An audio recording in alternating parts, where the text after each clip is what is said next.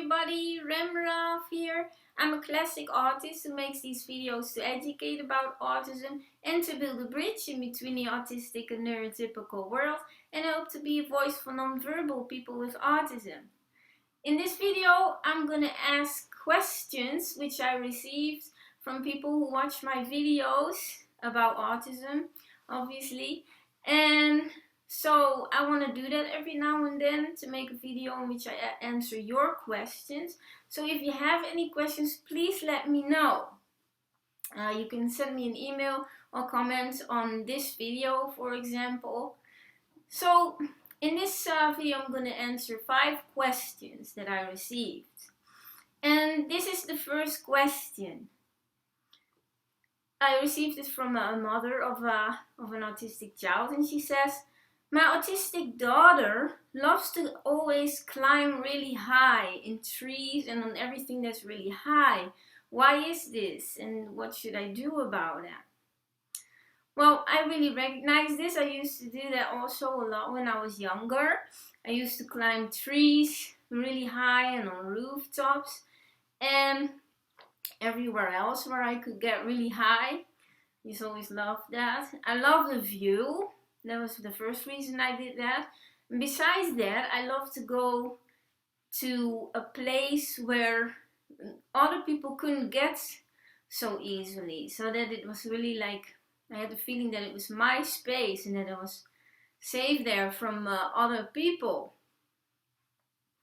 I love to look down and to see everything happen around me and to not be involved of it, to not have to interact with other people, or that other people couldn't reach me or ask me things, or because that could be extremely unpredictable for me. So it just made me feel really safe.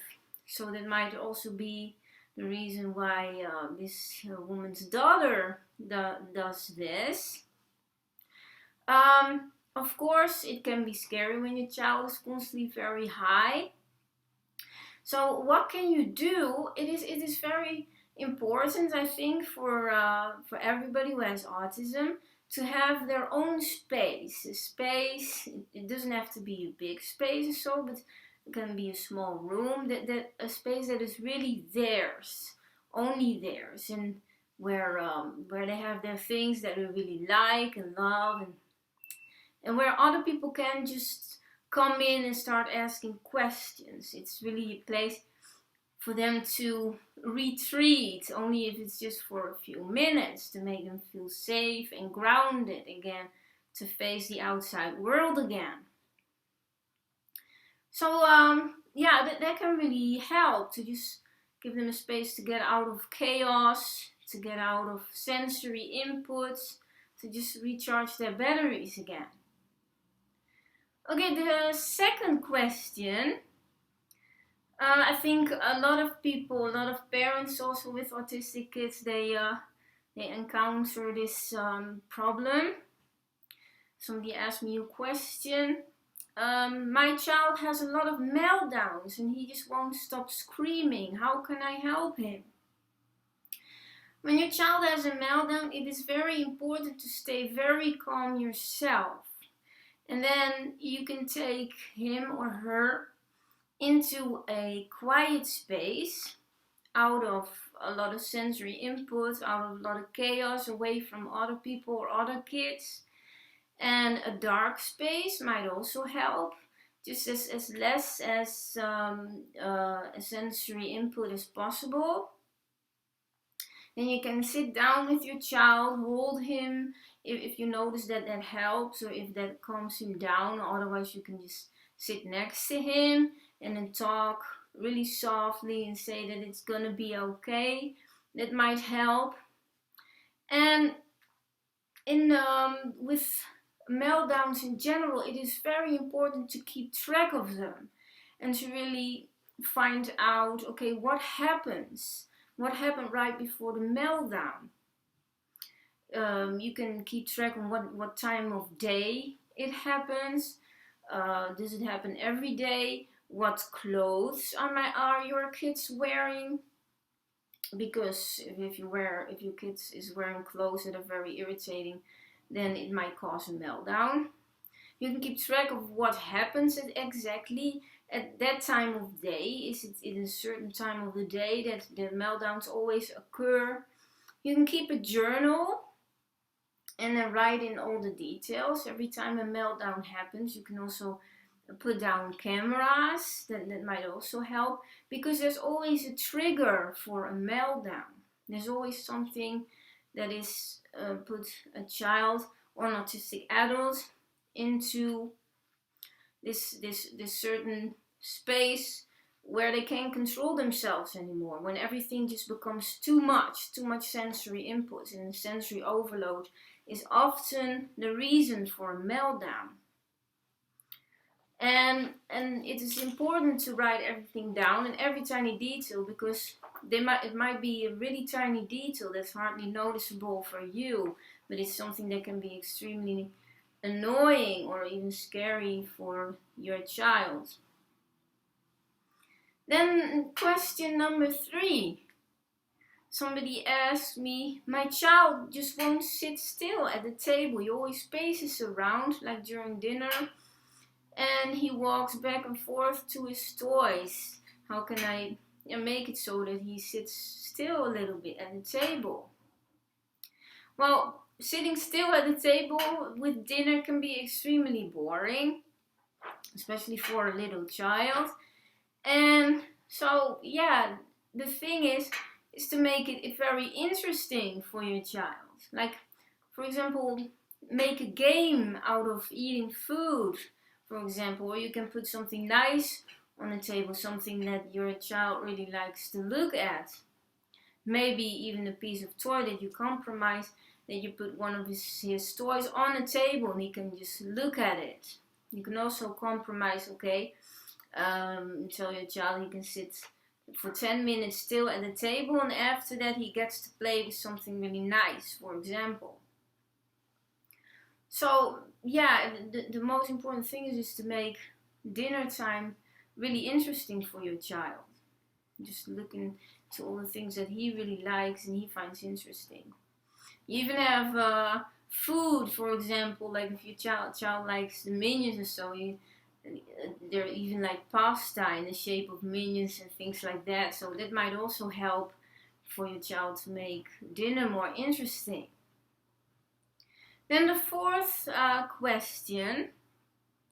My child wants to watch the same movie over and over again. What shall I do? Well, it is not a bad thing actually. I always do that too. I used to do that and I still always watch the same movies over and over again. If you imagine, if you watch the same movie over and over again, the movie becomes really familiar and really predictable. You know what's going to happen, you know what the character is going to say, and it feels really safe. It's really predictable, and contrary to our outside world where everything keeps changing and a lot of unpredictable things happen all the time, which is very unsafe. So we like to watch the same movies over and over again to feel safe, and that's our way to deal with the outside world, and also to recharge our batteries again and to feel grounded enough to face the outside world again. I do it a lot also, watching the same movies over and over again when I have to do something really scary, like going to the dentist. Then I just have to watch a really familiar movie before and also probably afterwards. That really helps me to face with the unpredictability of going to the dentist. You can, of course, you don't want your child to watch movies all day long every day, so you can compromise and like, okay, have you been to school, have you done your homework? Then you can watch a movie that you really like, or at certain times of the day, then it's his or her time to watch his or her favorite movie. So just set some boundaries, but I wouldn't say that he's not allowed or really push him towards other things, because it's just his or her way to deal with the world and with everything around him. Then number 5, somebody asked me, it's a question really directed to me. How did you feel when you received your autism diagnosis? Okay, I received my diagnosis when I was 21 years old. I was actually very, very relieved when I heard that I had autism. I had spent all those years before really struggling with everything, with making friends. I didn't really have friends, and socializing just didn't work. I didn't understand language, I didn't understand people. I had a lot of troubles with school, I had a lot of troubles with work. When I had a job, it didn't work out, or internships. I was so extremely tired, and the socializing, communicating didn't work. So I was always wondering why I was struggling so much, and I just didn't know why.